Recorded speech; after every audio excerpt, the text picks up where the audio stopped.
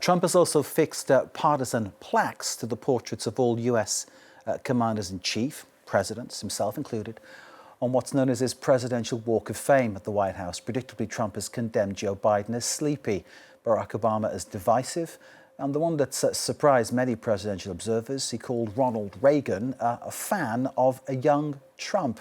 Catherine Viette with this. Sleepy, divisive, and a fan of a young Donald Trump.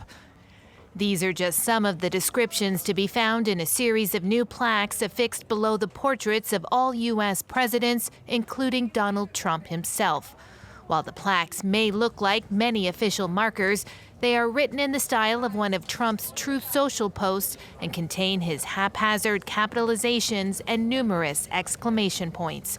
They are the latest addition to Trump's Presidential Walk of Fame, which he unveiled in September, and contain many insults and unfounded claims about most of his predecessors.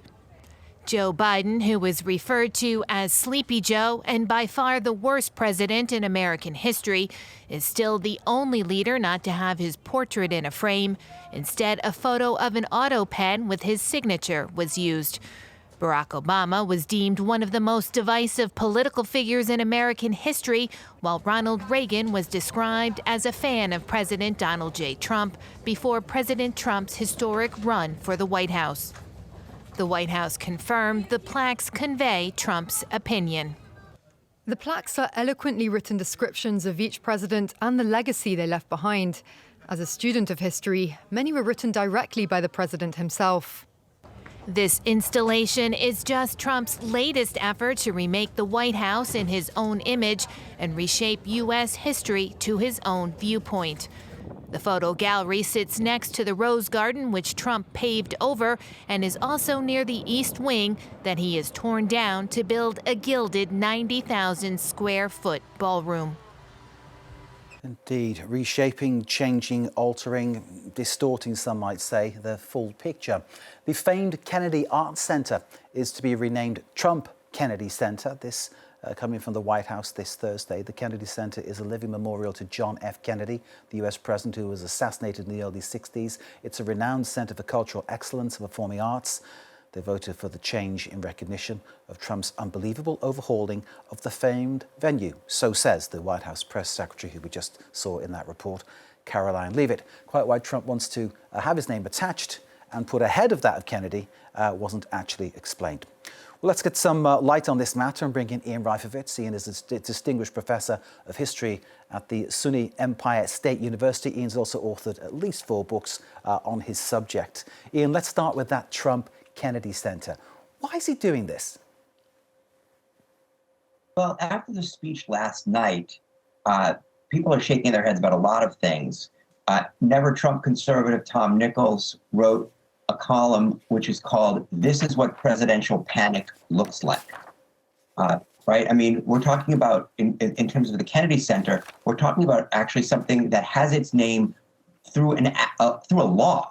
Through a law, an act of Congress signed by a president. So it's not something he can change unilaterally, much like Department of Defense, which he cannot change unilaterally to Department of War. He can say what he wants, but the legal name remains the Department of Defense, just as the legal name will remain the Kennedy Center, the John F. Kennedy Center, as long as there's not a law passed by Congress. But this is who Donald Trump is. Donald Trump's political style is one in which he relies on demonstrating dominance. It's almost like a tribal chieftain who constantly has to remind everybody else in the tribe who is boss. This is how he operates. It plays to his base.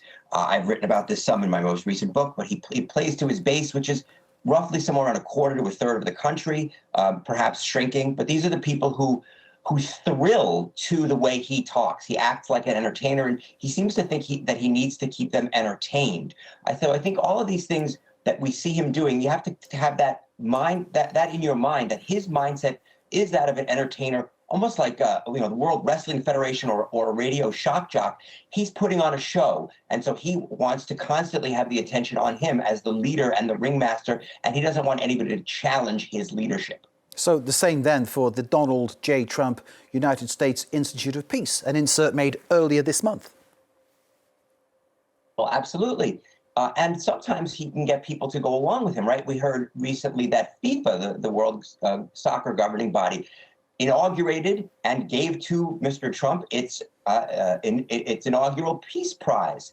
I'm not really sure what a soccer organization has to do with war and peace. It doesn't generally involve itself in diplomatic affairs, but they did that. And lo and behold, a few days later, Donald Trump, his White House and his Department of Justice ended an investigation into some FIFA officials. So in some ways, it's a two-way street, right? Trump wants to show he's boss.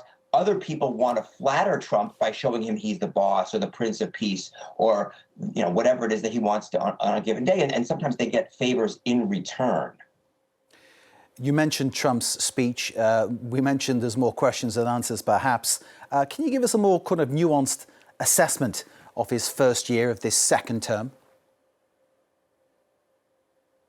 Well, he has done a lot of things outside of what I think his advisors would have wanted him to do. They want him to be focused on the economy. Many have argued, and I think there's some data, certainly some data behind this, that he was elected because of dissatisfaction with the Biden-Harris administration, not only on the economy, but specifically on the issue of affordability.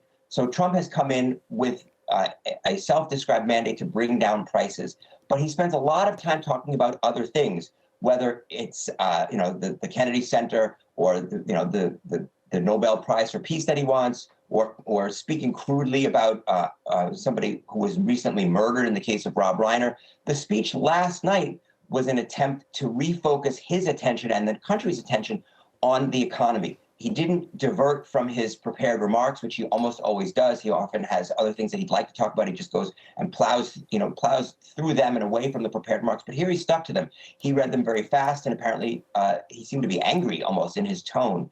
But he wants to talk about the economy for two reasons. He wants to convince people that the economy is better than they think it is, and he wants to convince them that whatever problems they're feeling in the economy are the fault of his predecessor, Joe Biden. So we talked about inflation, right? He said inflation had never been higher than when he took office. Well, of course, that's not true. Inflation had dropped in the previous 2 years before he took office, and even the peak under Joe Biden was not close to the high point of inflation in American history. And inflation hasn't dropped really since he took office. The data that was available as of last night when he made the speech, the most recent rate of inflation at that point was 3%. When Trump took office, it was 3%. So he throws a lot of statistics out there and he makes a lot of statements, but they're not backed up by the facts. So that's really the issue. Ian Reifowitz, as always, thank you for your insight. We really appreciate it. Ian Reifowitz, a distinguished professor of history at the SUNY-Empire State University, joining us from the other side of the Atlantic Ocean. Great to see you, sir. Thank you very much indeed. That analysis of Trump's speech, Trump's insertion of his name above certain buildings, and of course, why it's all happening. And those plaques, of course, in the Presidential Hall of Fame, which I imagine only Trump can appreciate.